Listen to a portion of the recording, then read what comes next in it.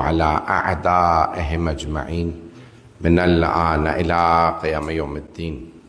أما بعد فقد قال الله الحكيم في كتابه الكريم بسم الله الرحمن الرحيم الله نور السماوات والأرض صدق الله العلي العظيم. صلوات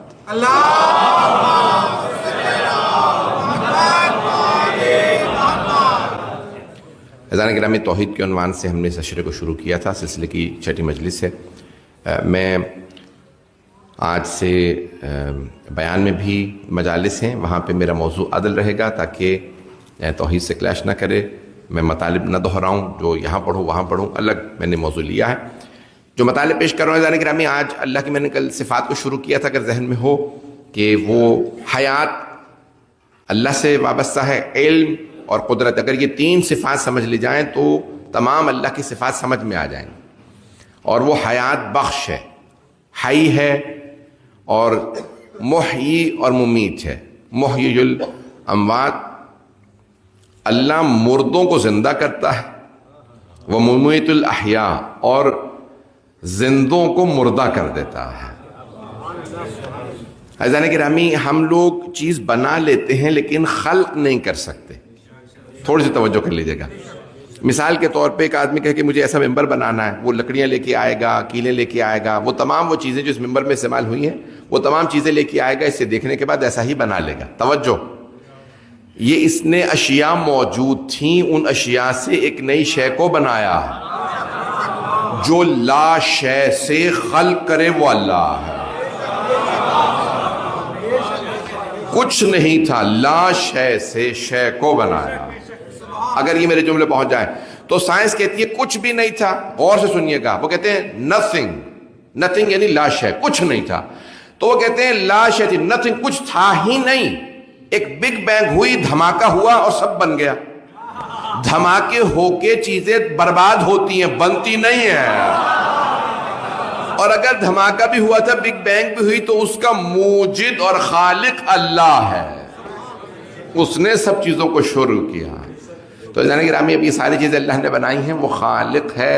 اور ایک بہت بڑا برطانیہ کا سائنٹسٹ گزرا ہے، آپ نے اسٹیفن ہاکنس کا شاید نام سنا ہو. مجمع ہے، چند برس پہلے اس کا انتقال ہو گیا. کیمبرج یونیورسٹی، آکسفورڈ اور کیمبرج کا نام ہے دنیا میں.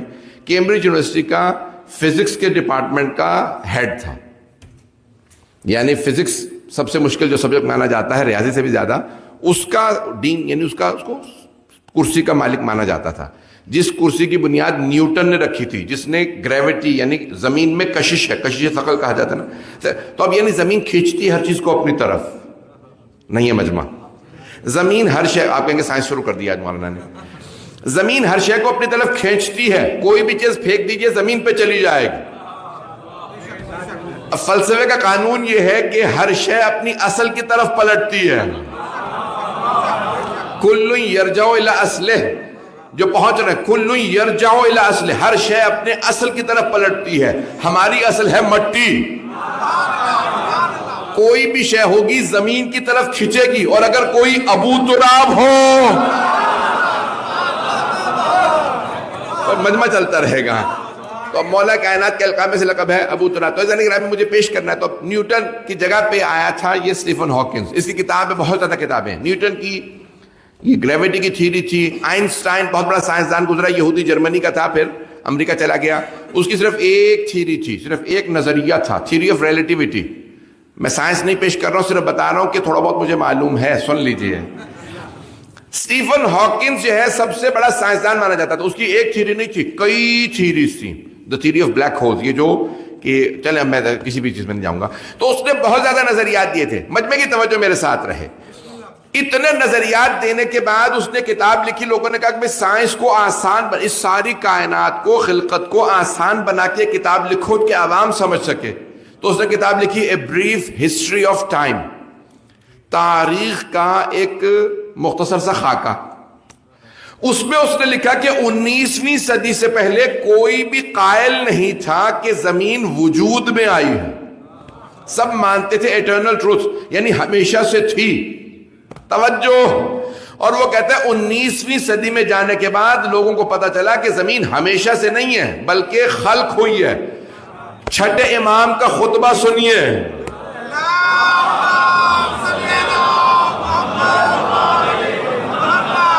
مجمع پریشان تو نہیں ہو رہا؟ چھٹے امام سے ایک یونانی سائنسدان نے پوچھا بتائیے اللہ ہے اس پہ کوئی دلیل؟ امام نے کہا یہ سائنسدان ہے. امام نے کہا حدوث العالم، اس زمین کا وجود میں آنا یہ تھی نہیں، اسے لایا گیا، لانے والا اللہ ہے. موجودہ سائنسدان، سب سے بڑا سائنسدان ہمارے زمانے کا اسٹیفن ہاکنز مانا جاتا تھا، وہ کہتا تھا 19ویں صدی سے پہلے کسی نے کہا ہی نہیں ہے. جب میں نے کتاب التوحید کا The Book of Divine Unity، کتاب التوحید کا انگریزی میں ترجمہ کیا تو امام کا جو وہ پورا باب ہے نا کہ جب امام نے کہا زمین وجود میں آئی ہے، تو میں اسٹیفن ہاکنز کا حاشیے میں وہ پورا کا پورا پیراگراف لایا اس کی کتاب سے انگریزی سے، کہ اس نے کہا 19ویں صدی سے پہلے کوئی قائل ہی نہیں تھا کہ یہ دنیا وجود میں آئی ہے، سب کہتے تھے ہمیشہ سے تھی. میں نے کہا 1200 سال، 1250 سال پہلے کوئی جعفر الصادق گزرے ہیں، سچے امام بتا گئے سائنس سے 1200 سال پہلے. تم 1200 سال بعد دریافت کرو کہ ہم آج بتا رہے ہیں. عزیزان گرامی، یہ وجود، دنیا وجود میں آئی ہے. مجمع میرے ساتھ چلتا رہے گا، مجھے کچھ ٹیکنیکل بحثوں کو آج پیش کرنا ہے. آپ جس محبت سے دیکھ رہے ہیں اس محبت سے سنیے گا. مجمع ہے ابھی تک میرے ساتھ؟ تو عزیزان گرامی، ابھی اللہ نے خلق کیا، اللہ خالق ہے. تو اب میں نے جو پیش کی تھی کہ وہ خالق ہے، اس نے خلق کیا. اب بحث یہ ہے کہ اس نے یعنی مجبوراً خلق کیا ہے یا اختیار سے. جو مجبور ہو ہم اسے ولی نہیں مانتے، خدا کیا مانیں گے؟ کچھ لوگ تو پہنچ گئے ہیں، کچھ لوگ پہنچ رہے ہیں. جو مجبور ہو وہ ولی نہیں ہو سکتا، خدا کیا ہوگا؟ اللہ نے مجبوراً خلق نہیں کیا. اب میں اس کی تفصیل میں نہیں جاؤں گا کیونکہ بہت علمی اور بہت پیچیدہ موضوع ہے. اللہ نے ہر مخلوق کو اختیار سے خلق کیا ہے، وہ با اختیار ہے، وہ اختیار کل رکھتا ہے، وہ مختار کل ہے. عزیزان گرامی، ہمارے تو نبی کا بھی لقب ہے احمد مختار. کچھ لوگ پہنچ رہے ہیں. یہ بہت سوچ سمجھ کے القاب اللہ نے دیے ہیں، توجہ سے سنیے گا ان ساری باتوں کو. احمد مختار، ماں نے نام احمد رکھا تھا، دادا نے نام محمد رکھا، اور سارے مسلمان کہتے ہیں احمد مختار. کبھی سوچ بھی لیا کرو مسلمانوں، کس لقب سے پکار رہے ہو. توجہ، جس اللہ کا نبی صاحب اختیار ہے وہ اللہ مجبور کیسے ہو سکتا؟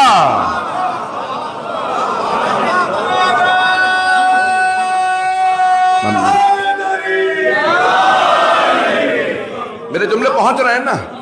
میں یہ ساری علمی مباحث یہاں پڑھ رہا ہوں. یہ جو ساری بحثیں ہیں نا آپس میں، کتابوں میں لڑائیاں جھگڑے علم کلام میں سارے یہاں لے کے آ رہا ہوں. ہمیں ڈر ہی نہیں ہے کہ ہم کیوں چھپائے ہیں. جتنے اختلافات ہیں میں یہاں پہ کھل کے پڑھوں گا.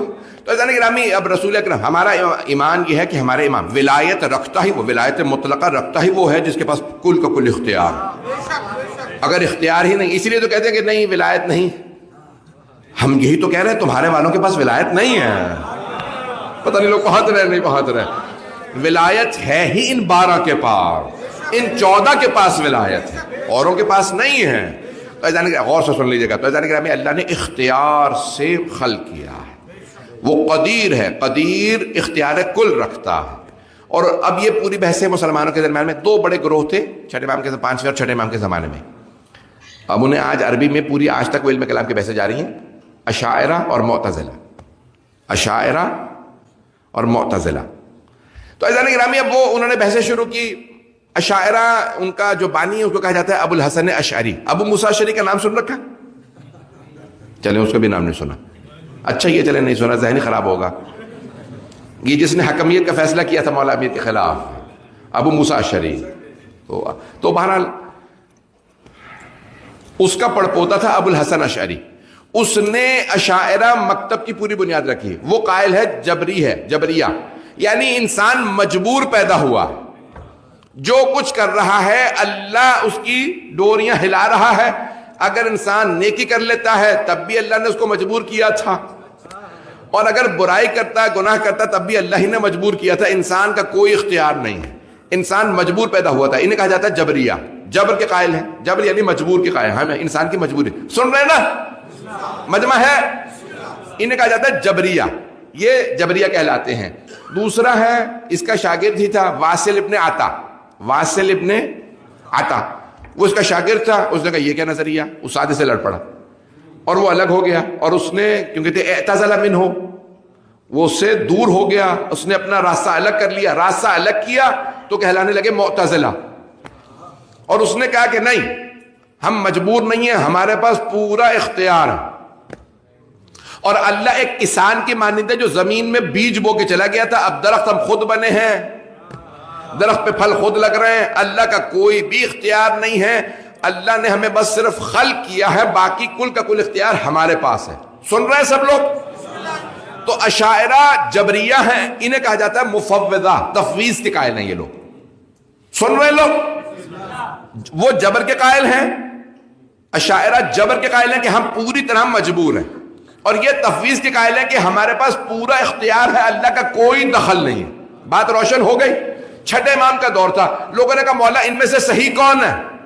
جو امام کے شاگرد تھے، جو شیعہ تھے، وہ گئے کہا مولا بتائیے ان میں صحیح کون ہے؟ جبر والے صحیح ہیں کہ سارا کا سارا اختیار اللہ کے پاس ہے، ہم کچھ بھی خود نہیں کر رہے، سب اللہ کروا رہا ہے، یا ہم پورا اختیار رکھتے ہیں؟ تفویض کے قائل ہیں کہ سب کچھ ہمارے ہاتھ میں، اللہ کے ہاتھ میں، بس اس نے خلق کیا پھر سب کچھ ہمارے پاس۔ امام نے مسکرا کے دیکھا، امام نے کہا لا جبر ولا تفویض۔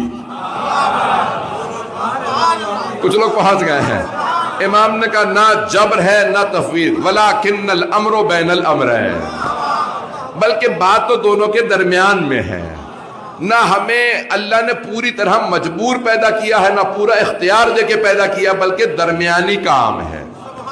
مولا کائنات سے کسی آدمی نے کہا تھا یا علی ہم کتنے مجبور ہیں اور کتنا اختیار ہے؟ تو مولا نے اس آدمی سے کہا کہ کھڑے ہو جاؤ، کھڑا ہو گیا۔ مولا نے کہا ایک پاؤں اٹھا، ایک پاؤں پہ کھڑا ہو گیا۔ مولا نے کہا دوسرا پاؤں اٹھا، کہا اگر دوسرا پاؤں اٹھاؤں گا تو گر جاؤں گا۔ مولا نے کہا بس اتنا ہی اختیار ہے جتنے پاؤں اٹھا سکتا۔ پہنچ گئے؟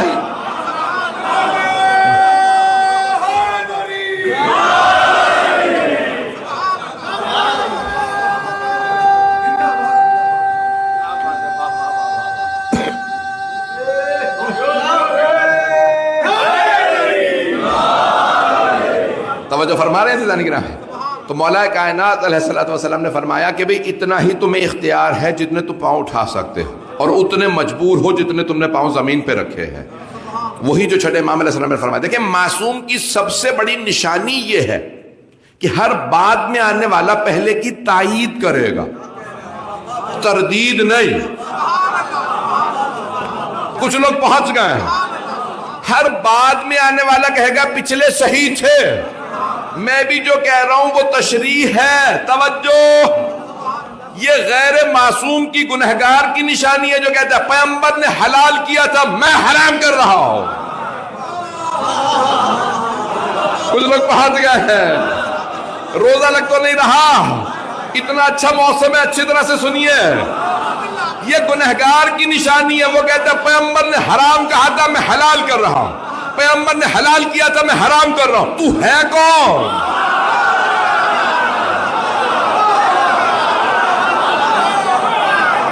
کسی گنہگار کو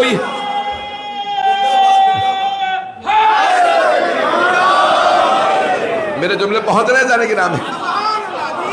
یہ کسی غیر معصوم کو اختیار ہی نہیں ہے۔ جب چھٹے امام سے پوچھا کہ مولا اگر آپ معصوم ہیں اور پیغمبر اسلام شریعت پہنچا گئے ہیں تو پھر آپ کیا کر رہے ہیں؟ امام نے فرمایا حلال محمد حلال الی یوم القیامہ وحرامہ حرام الی یوم القیامہ۔ محمد صلی اللہ علیہ وسلم کا حلال قیامت تک کے لیے حلال ہے، ان کا حرام قیامت تک کے لیے حرام ہے۔ کہ پھر آپ کا کردار کہ میں انہی کے حلال و حرام کو بتا رہا ہوں، بدل نہیں رہا۔ جملوں پہ غور کر لیجئے گا، جو لوگ پہنچ رہے ہیں ان سب کو سلام ہے۔ عزیزان گرامی میں توحید کو سمجھا رہا ہوں، آج سمجھ کے جائیے گا۔ تو عزیزان گرامی ہم جبر و تفویض کے قائل نہیں ہیں، یہ نہیں ہے۔ ہم مثال کے طور پہ میں کس گھر میں پیدا ہوا یہ میرے اختیار نہیں، یہ اب آپ کا اختیار نہیں آپ کس گھرانے میں پیدا ہوئے۔ کوئی مرد پیدا ہوا، کوئی عورت، کچھ مرد ہو کے بھی میں نے کچھ نہیں کہا ہے، لوگ پہنچ رہے ہیں حضرات۔ گرامی اب یہ انسان مرد پیدا ہوئے خاتون، کتنی صلاحیت ہے یہ ہمارے ہاتھ میں نہیں، توفیق کتنی ہے یہ ہمارے ہاتھ میں نہیں. لیکن آپ نے خود اختیار کیا ولایت علی پہ رہوں نہ رہوں. ہدایت آپ نے خود اختیار کی ہے. اللہ ہدایت دیتا ہے، بندہ تسلیم کرتا. پروردگارہ تیرے سامنے تسلیم ہوں، تو نے ہدایت بھیجی، مجھے قبول ہے. عزیزان گرامی، یہ انسان ہدایت قبول کرتا ہے، پھر انسان اپنا پیشہ خود اختیار کرتا ہے. یہ سارے فیصلے زندگی کے آپ خود کر رہے ہیں. یہ نہیں کہہ سکتے تو نے مجھے گمراہ کر دیا تھا. سب سے بڑا شیطان کا جو جرم تھا، اس نے اپنی گمراہی کی نسبت اللہ کی طرف دی. اس وقت مجمع نہیں ہے میرے ساتھ، غور سے سن لیجئے گا. دیکھیں میں قرآن سے جواب دے رہا ہوں.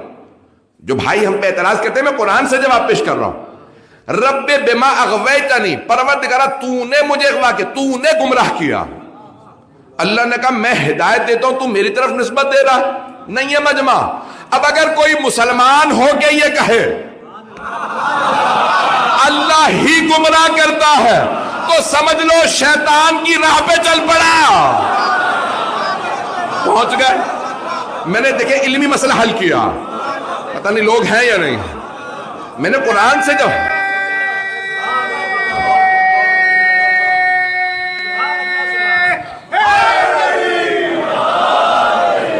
میرے بھائی میرے بچے پہنچ رہے ہیں. عزیزان گرامی، خبردار کبھی برائی کی نسبت اللہ سے نہ دے دیجیے گا. یہ جو مسلمانوں میں پتہ نہیں کس نے گمراہ کیا ہے، بدبخت نے، کہ یہ آج تک نہیں. اللہ ہدایت دیتا، اللہ گمراہ کرتا. عزیزان گرامی، اللہ گمراہ نہیں کرتا، اللہ صرف ہدایت دیتا. گمراہ بندہ خود ہوتا ہے. شیطان نے کیا نسبت دی؟ اب اپنے دل میں میل تھا کہ تو نے مجھے گمراہ کیا. اللہ نے کہا فخرج منہا انک رجیم، نکل جا میری بارگاہ سے، تو مردود ہے. وَإِنَّ عَلَيْكَ لَعْنَتِي إِلَى يَوْمِ الدِّينِ، اور میری لعنت تجھ پہ ہمیشہ کے لیے ہے، قیامت تک میری لعنت ہے تجھ پہ. عزیزان گرامی، جو اللہ کی طرف گمراہی کی نسبت دے، اللہ اس پہ لعنت بھیج رہا ہے. خدا را کوئی مسلمان اللہ کی طرف گمراہی کی نسبت نہ دے.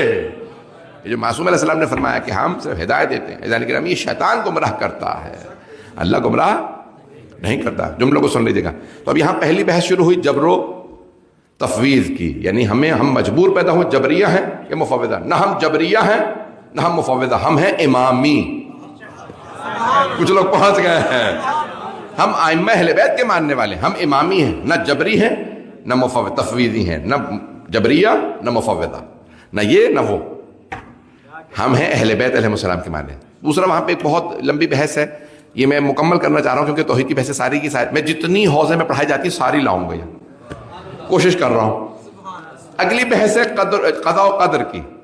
یہ آپ کہتے ہیں نا تقدیر، اور ہم یعنی اللہ نے تقدیر لکھ دی ہے. دوبارہ سنیں گے نا یہ بحث، بہت پیچیدہ علمی بحث ہے. اور ائمہ علیہ السلام نے کہا کہ اگر سمجھ میں نہ آئے تو اس کا انکار نہ کرنا. چھٹے امام کی حدیث ہے، پانچویں امام. ائمہ علیہ السلام نے کہا اگر کبھی سمجھ میں نہ آئے کہ یہ میں نہیں مانتا، کہ خبردار اس کا انکار نہ کرنا. یہ اللہ کے قضاء و قدر، اسے عربی میں کہتے ہیں قضاء اور قدر. اب اللہ کی قضاء و قدر ہے، اللہ کی مرضی ہے، اور قدر تقدیر، قضاء و قدر. مولا امیر علیہ السلام، اب سن لیجیے گا اس بحث کو. میں جلدی سے ایک پہلے واقعہ سنا دوں اور پھر یہ پورا مسئلہ حل کروں گا. مولا امیر ایک دیوار کے ساتھ، پرانے زمانے میں کچی دیواریں ہوتی تھی، دیوار کے ساتھ ٹیک لگا کے تشریف فرما ہے، قرآن کی تلاوت کر رہے ہیں. دیوار جو ہے وہ جھکی ہوئی ہے، ٹیڑھی ہے. تو اب مولانا نے دیکھا دیوار گر رہی ہے، تو آپ آگے ہو گئے. ایک آدمی نے کہا یا علی قضاء الہی سے فرار کر رہے ہیں. وہ فرار کرنے والے اور تھے، وہ ماننے والا نہیں تھا. اس نے طنز کیا مولا کو، جان بوجھ کے اس نے طنز کیا. ایک جملہ بہت سے لوگوں کی عادت ہوتی ہے نا، منافق جو ہوتے ہیں، پتہ نہیں لوگ پہنچ رہے ہیں نہیں پہنچ رہے. تو اس نے کیا کیا، مولا کو طنز کیا. مولا نے دیکھا دیوار گر رہی ہے، تو آپ آگے بڑھ گئے. اس نے کہا یا علی قضاء الہی سے فرار کر رہے ہیں؟ کہا نہیں. مولا کا جملہ خدا کہ جب سوچتا ہوں رونگٹے کھڑے ہو جاتے ہیں. کتنی گہرائی ہے کہ جملے میں سونے کے پانی سے لکھے تاکہ قدر ہو. کہا یا علی قضاء الہی سے فرار کر رہے ہیں؟ آپ نے فرمایا قضاء الہی سے فرار نہیں کر رہا، قدر الہی میں پناہ لے رہا ہوں. ایک جملے میں سارا عقیدہ علی علیہ السلام نے سمجھا دیا. پتہ نہیں لوگ پہنچے یا نہیں پہنچے.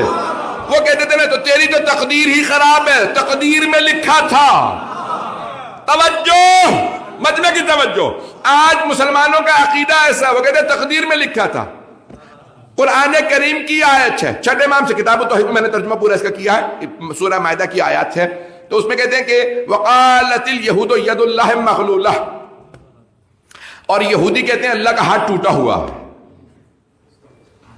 یہ قرآن کی آیت ہے۔ تو اب وہ امام صادق کی شاگرد کہیں گے مولا ہم نے یہودیوں سے پوچھا کہ تمہارا واقعاً کیا عقیدہ یہ ہے کہ اللہ کا ہاتھ ٹوٹا ہوا؟ کہیں گے نہیں استغفر اللہ، ہمارا تو عقیدہ ایسا نہیں۔ کہ مولا یہ تو قرآن کی آیت ہے، سن رہے ہیں سب لوگ؟ کہ مولا قرآن میں اللہ خود فرما رہا ہے یہودیوں کا عقیدہ یہ ہے کہ اللہ کا ہاتھ ٹوٹا ہوا، مغلولہ یعنی شکستہ، ٹوٹا ہوا۔ میں بالکل آسان و سادہ زبان میں بیان کر رہا ہوں، اردو چاہوں تو مشکل بھی کر سکتا ہوں اس کو۔ تو وقالت الیہود ید اللہ مغلولہ، یہودی کہتے ہیں اللہ کا ہاتھ ٹوٹا ہوا۔ مولا ہم نے یہودیوں سے پوچھا، وہ تو نہیں کہتے اللہ کا ہاتھ ٹوٹا ہوا، تو اللہ کی مراد کیا ہے؟ کیا تم واقعاً کیا یہی سمجھے تھے کہ وہ یہ کہتے ہیں کہ اللہ کا ہاتھ مثال کے طور پہ گردن میں لٹکا ہوا؟ کہ نہیں، وہ یہ کہتے ہیں، ان کا عقیدہ یہ ہے۔ اور مسلمانوں یہ عقیدہ نہ بنانا، یہودیوں کا ہے۔ اللہ نے تقدیر لکھ دی ہے، اب بدل نہیں سکتا۔ اللہ کہتا ہے بل یداہ مبسوطتان، اللہ کے دونوں ہاتھ کھلے ہوئے ہیں۔ اگر وہ تقدیر لکھ سکتا ہے تو مٹا کے بدل بھی سکتا ہے۔ اب سن لیجیے آیت قرآن کی، یمح اللہ ما یشاء ویثبت وعندہ ام الکتاب، اللہ جس کی چاہے تقدیر لکھ دے، جس کی چاہے محو کر دے، اس کے پاس ام الکتاب ہے، ابھی بھی مجمع نہیں ہے۔ اللہ جس کی جو چاہے تقدیر لکھ دے، جب چاہے تقدیر بدل دے۔ اب اعتراض نہ کرنا، حسین نے دعا مانگی، لا ولد کو ولد ہو گیا۔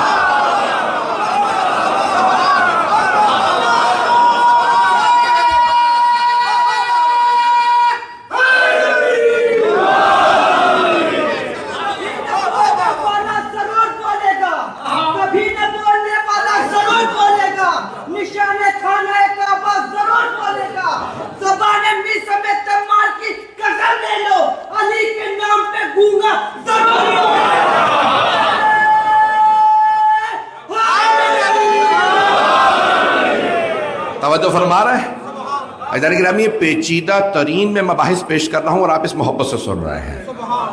دوبارہ سن لیجیے عزیزان گرامی، اللہ سبحانہ وتعالی دیکھیں تقدیر، یہ پوری بحثیں ہیں نا کہ انسان خود ہر اپنا فیصلہ کرتا ہے، ہر چیز اللہ نے تقدیر لکھ دی ہے، everything is predestined, یعنی ہر چیز اللہ نے لکھی ہوئی ہے اور ہم عمل کر۔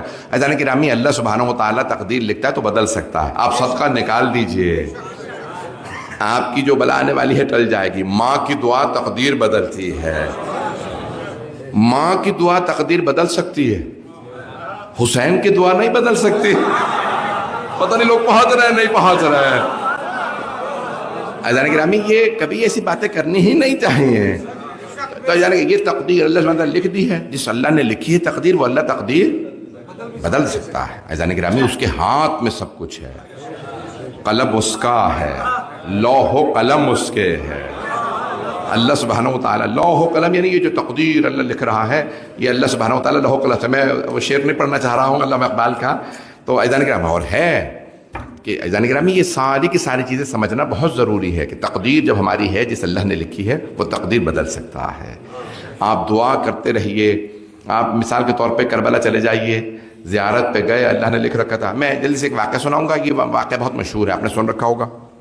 حضرت عیسیٰ علیہ السلام اپنے حواریوں کے ساتھ ایک جگہ سے گزر رہے ہیں، ایک مکان کے سامنے سے، وہاں دیکھ رہے ہیں یہاں شادی ہو رہی ہے، تو آپ فرماتے ہیں کہ آج یہاں پہ خوشی ہے، کل سوگ ہوگا۔ کہ سوگ کیوں ہوگا؟ کہا دلہا دلہن مر جائیں گے۔ گزر گئے، واپس آئے، پھر بھی وہاں پہ خوشی تھی۔ کہا نبی خدا آپ نے فرمایا تھا کہ یہاں سوگ ہوگا، سوگ نہیں ہے۔ کہ پروردگارہ تو نے یہاں پہ سوگ تھا کیوں؟ کہا کہ دلہا دلہن کے بستر تلے ایک سانپ تھا، اس نے دونوں کو ڈسنا تھا، دونوں مر جاتے، لیکن صدقہ نکال کے گئے تھے، میں نے سانپ کو بستر کے نیچے سے نکلنے ہی نہیں دیا۔ پتہ نہیں لوگ پہنچے یا نہیں پہنچے۔ کہا کہ اب اگر تم چاہتے ہو دیکھو کہ میں سچا تھا یا جھوٹا، تو جاؤ جا کے بستر تلے دیکھو۔ سب نے کہا ہمیں گھر میں آنے دو، دلہا دلہن کے بستر کے نیچے دیکھنا۔ دیکھا تو وہاں بہت بڑا اژدہا تھا جو بستر کے نیچے پھنس گیا تھا۔ توجہ، اب پتہ چلا صدقہ مصیبتوں کو باندھ دیتا ہے۔ الصدقۃ ترد البلاء، بلاؤں کو ٹالنے والا صدقہ ہے۔ کئی مرتبہ ماں ٹوٹے ہوئے دل سے دعا مانگتی ہے، پتہ نہیں لوگ پہنچ رہے ہیں نہیں پہنچ رہے ہیں۔ یہ ٹوٹے ہوئے دل سے جو دعا ماں مانگتی ہے وہ انسان، اللہ کہتا ہے عرش ہل جاتا ہے، یہ میرا بندہ، جاؤ میں نے اسے، پروردگارہ گنہگار ہے، تو نے اس کے لیے لکھا تھا، لیکن اس کی ماں نے ٹوٹے ہوئے دل سے دعا مانگی ہے۔ پتہ نہیں میرے جملے پہنچ رہے ہیں نہیں پہنچ رہے ہیں۔ گرامی یہ کبھی بھی ان باتوں کا انکار نہیں، تقدیر ہے، قضاء و قدر ہے، لیکن اس کا مطلب یہ نہیں ہے کہ اللہ سبحانہ و تعالیٰ اس کو بدل نہیں سکتا۔ اللہ اس کو بدل دیتا ہے، ہر چیز اللہ کے ہاتھ میں ہے، وہ جب چاہے اسے بدل دے۔ وہ کل کا کل اختیار رکھتا ہے، نہ اس نے ہمیں مجبور پیدا کیا ہے، ہم آپ اپنی مرضی سے مجلس میں آئے، اسی لیے اس مجلس میں آنے کا اجر ہے۔ اگر مجبوراً آئے ہوتے تو اجر ہی نہ ملتا۔ میرے جملے پہنچ رہے ہیں؟ نوجوانوں کے لیے، بچوں کے لیے ایک واقعے کو پیش کر دوں گا۔ امام ابو حنیفہ کا واقعہ ہے، میں نے شاید پہلے پڑھا ہے۔ بہلول دانہ نام سن رکھا؟ عمر ابن وہب جی، ہارون رشید جو خلیفہ تھا اس کے خالہ بھائی تھے، یا مائیں دونوں کی ایک تھی، باپ الگ تھے، بہرحال عباسی تھے۔ عباسیوں میں بے انتہا لوگ شیعہ ہو گئے تھے، اسی لیے سارے بنی عباس پہ لعنت نہیں ہے، سارے بنو امیہ پہ لعنت ہے۔ پتہ نہیں جملے پہنچ رہے تھے۔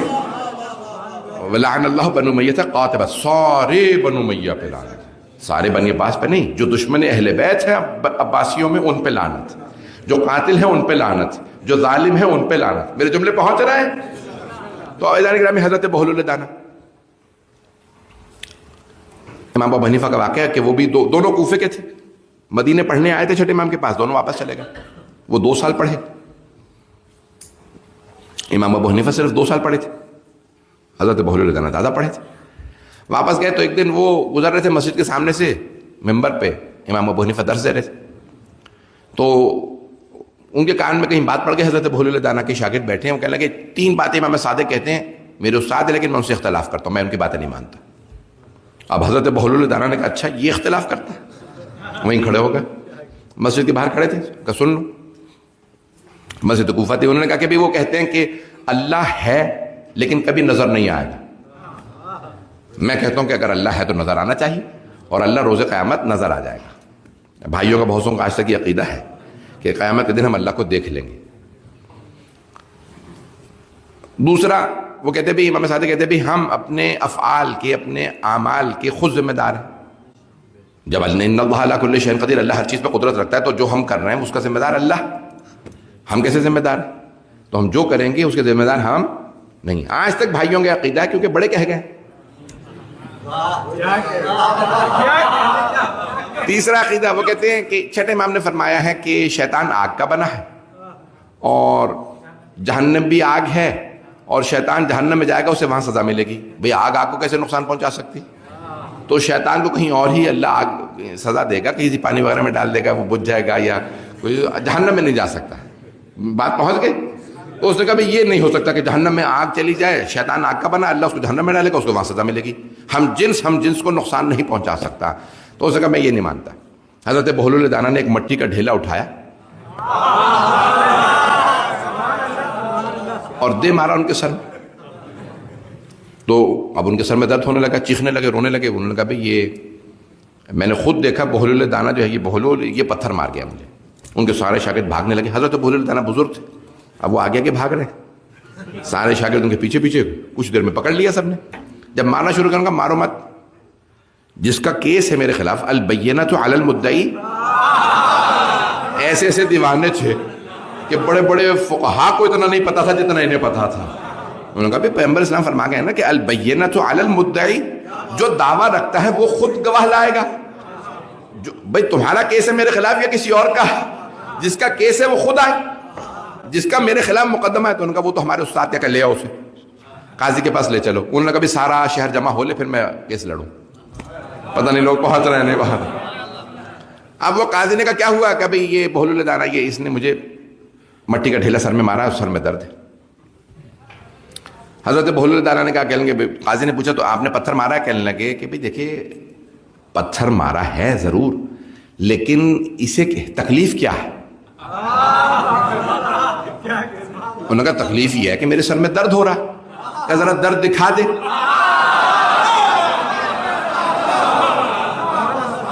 کہنے لگے لوگ صحیح کہتے ہیں تو پاگل ہے، درد دکھایا نہیں جا سکتا، محسوس کیا جاتا۔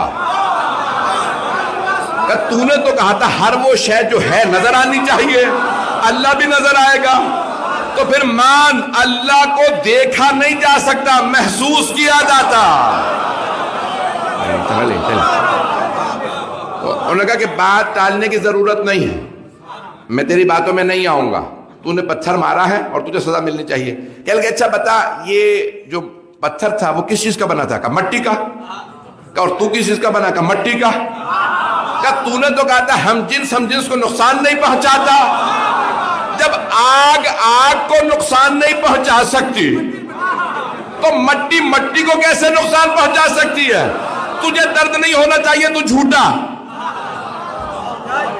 انہوں نے کہا دیکھو تم ٹالنے کی کوشش کر رہے ہو، تم نے مجھے پتھر مارا بھی ہے اور مجھے درد ہو بھی رہا ہے اور میں دکھا بھی نہیں سکتا ہوں، لیکن تمہیں سزا ملنی چاہیے، کوڑے تو لگنے چاہیے۔ انہوں نے کہا کوڑے کیوں لگنے چاہیے؟ کہا کیونکہ تم نے مجھے مارا۔ کہا تم نے تو ابھی کہا تھا ہم اپنے افعال کے اپنے اعمال کے ذمہ دار نہیں ہیں، ہمارے کردار کا ذمہ دار ہے اللہ۔ اللہ چاہتا تھا میں تجھے ماروں، اب جا کے اللہ سے لڑ۔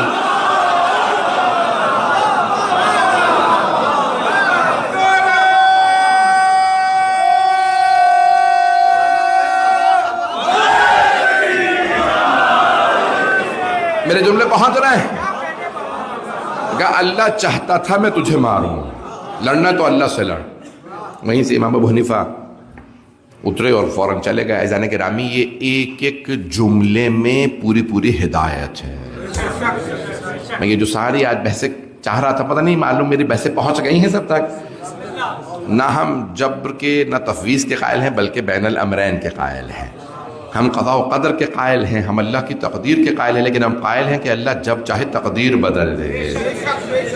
قضاء و قدر اس کے ہاتھ میں ہے، اس کے پاس کل کا کل اختیار ہے، وہ قدیر ہے، وہ علیم ہے، حی و قیوم ہے۔ عزیزان گرامی تو اب یہ کبھی بھی یہ جو کہتے ہیں نا کہ ماں کی دعا سے تقدیر بدل جاتی ہے، تو پھر اہل بیت کی دعا سے کیوں نہیں بدل سکتی؟ میں نے بس جملوں کو روشن کر دیا ہے۔ عزیزان گرامی آج میں بہت سوچ رہا تھا، آج چند جملے میں سوچا کہ کیونکہ جمعے کا دن ہے اور ابھی مغرب نہیں ہوئی ہے، تو جمعے کا دن مخصوص ہے صاحب الزمان سے، تو آج میں 12ویں امام کے مسائل پڑھنا چاہتا تھا۔ عزیزان گرامی دیکھیں ہم ایک ایسے امام کے قائل ہیں کہ جنہیں اللہ نے حجت خدا دیا۔ اب بہت سے لوگ کہتے ہیں اتنی لمبی زندگی کیسے ہو سکتی ہے؟ سن رہے ہیں لوگ؟ اتنی لمبی زندگی کیسے ہو سکتی ہے؟ کوئی 1200 سال تک کیسے زندہ رہ سکتا ہے؟ اگر تم اللہ کو علی کل شیء قدیر مانتے ہو، جو حضرت نوح کو 2500 سال لمبی زندگی دے سکتا ہے، جو حضرت آدم کو 930 برس زندگی دے سکتا ہے، جو انبیاء علیہ السلام کو اتنی لمبی زندگی عنایت کر سکتا ہے، وہ 12ویں امام کو اتنی لمبی زندگی کیوں نہیں دے سکتا؟ عزیزان گرامی اللہ ہر چیز پہ قدرت رکھتا ہے۔ مجھے اس سے بحث نہیں ہے، میں انشاءاللہ کل کسی اور مقام پہ اس کو مکمل کروں گا، اور بحث توحید کی اور انشاءاللہ آپ کے سامنے بحث پیش کروں گا۔ عزیزان گرامی وہ اللہ دیکھیں توحید کے منوانے کے لیے اللہ نے بڑے بڑے امتحان رکھے ہیں کہ دیکھو مانتے رہو، جسے میں بناؤں گا وہ الگ ہی نظر آئے گا۔ دنیاوی پیشوا آتے رہتے ہیں جاتے رہتے ہیں، لیکن جسے اللہ نے حجت بنایا ہے۔ عزیزان گرامی کئی لوگ کہتے ہیں 12ویں امام کی کیسے مصائب؟ ارے امام کے اتنے مصائب ہیں۔ زیارت ناہیہ کا جملہ سن لیجئے، امام فرماتے ہیں اے میرے جد حسین، مجھے وقت نے آپ سے بہت دیر سے بات بھیجا ہے، اگر میں کربلا میں ہوتا تو میں آپ پہ اپنی جان قربان کر دیتا، لیکن میں کربلا میں نہیں تھا۔ لَأَنْتُبَنَّ عَلَيْكَ صَبَاحًا وَمَسَاءً وَلَا أَبْكِيَنَّ عَلَيْكَ، میں اب آپ پہ صبح و شام گریا کروں گا، میں ندبہ کروں گا۔ ندبہ سمجھتے ہیں؟ یہ ماتم کرنا۔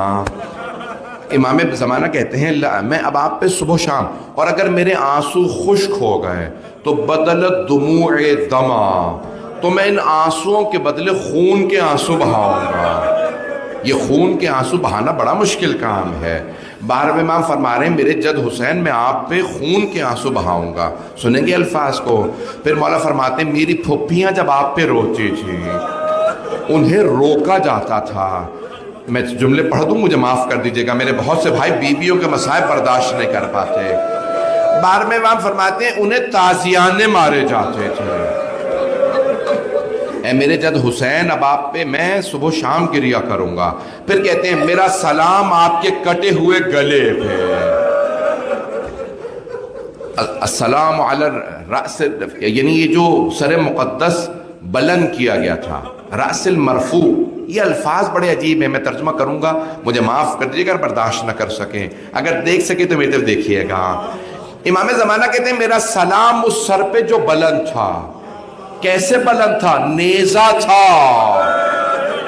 اور گلے میں نیزہ ڈال کے سر کو بلند کیا. امام زمانہ کتنی محبت کرتے ہیں اپنے جد حسین سے. کہتے ہیں سلام اس سر پہ جسے بلند کیا گیا، سلام ان پسلیوں کو جو ٹوٹ گئے. میرا سلام مولا، کس انداز سے آپ سلام کر رہے ہیں. پھر کہتے ہیں میرا سلام کٹے ہوئے گلے پہ. جملہ سن لیجئے گا امام زمانہ، سلام اس گلے پہ ذبح من القفا، جسے پشت گردن سے کاٹا گیا. اگر دیکھ سکے دیکھیے گا، نہیں تو آنکھیں بند کر کے کربلا چلیے گا. پھر 12ویں امام علیہ السلام فرماتے ہیں میرے جد آپ پہ سلام. وَالشِّمْرُ جَالِسٌ عَلَى صَدْرِ، جب شمر سینے پہ سوار تھا، آخذٌ بِلِحْيَتِهِ، داڑھی میں ہاتھ ڈال رکھا تھا. جب وہ خنجر چلا رہا تھا 70 قدم کے فاصلے پہ میری پھپھی کھڑی دیکھ رہی تھی. اجرکم اللہ، اجرکم اللہ. آپ جانتے ہیں 70 قدم کے فاصلے سے ایک بہن دیکھ رہی تھی. یہاں پہ ایک بحث ہے، میں تفصیل میں نہیں جاؤں گا. ایک بحث کی گئی ہے، پوچھا، بہت بڑے عالم کا جملہ ہے. جب پوچھا گیا نا کہ مولا کون سی روایت صحیح ہے، یہ بتائیے کون سی روایت صحیح ہے. مولا حسین کو یہ ہے نا روایت میں کہ گلے کے گودال میں نیزہ مارا گیا. بتائیں یہ امام نیزے سے شہید ہوئے؟ جیسے نہر کیا جاتا ہے، کہا گیا نا نہر کے منحور، روایت میں ہے نا، یہ روایت کے الفاظ زیارت کے الفاظ ہیں. منحور جسے نہر کیا گیا ہو، منحور جسے نہر کیا گیا ہو. جیسے اونٹ کو نہر کیا جاتا ہے، بکرے کو ذبح کیا جاتا ہے، لیکن سامنے سے. میں نے تو تینوں جملے پڑھنے تھے، آپ نے تو ابھی سے رونا شروع کر دیا ہے. ایک جگہ پہ ہے نہر کیا گیا، دوسری جگہ ذبح کیا گیا، تیسری روایت میں پشت گردن سے ذبح کیا گیا. ذبح من القفا، پشت گردن سے ذبح کیا. پوچھا شیخ جعفر بتائیے ان میں سے کون سی روایت صحیح ہے؟ اس روایت کو مانے جس میں لکھا نہر کیا، اس روایت کو مانے جس میں 12ویں امام کہتے ہیں سامنے سے ذبح کیا، یا اس روایت کو مانے جس میں پشت گردن سے ذبح؟ بتائیے کون سی روایت صحیح ہے؟ اب امام نے فرمایا تینوں روایات صحیح ہے. پہلے ایک ملعون نے نیزہ مارا، پھر شمر نے پشت گردن سے خنجر چلایا. مولا حسین نے فرمایا او شمر مت مار، میں تیرے نبی کا نواسا ہوں. اس نے سیدھا کیا، گھٹنا سینے پہ رکھا.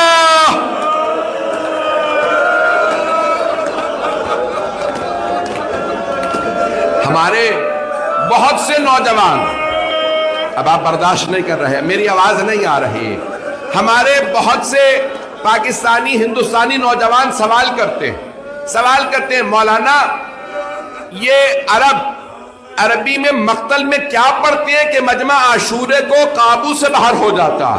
پڑھوں وہ جملہ وَالشِّمْرُ رَفَسَ فِي صَدْرِهِ، شمر نے حسین کے سینے پہ ٹھوکر ماری.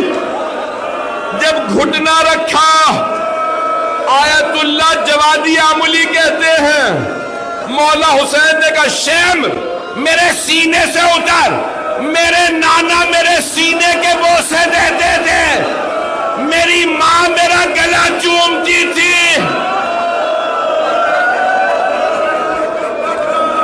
الا لعنت اللہ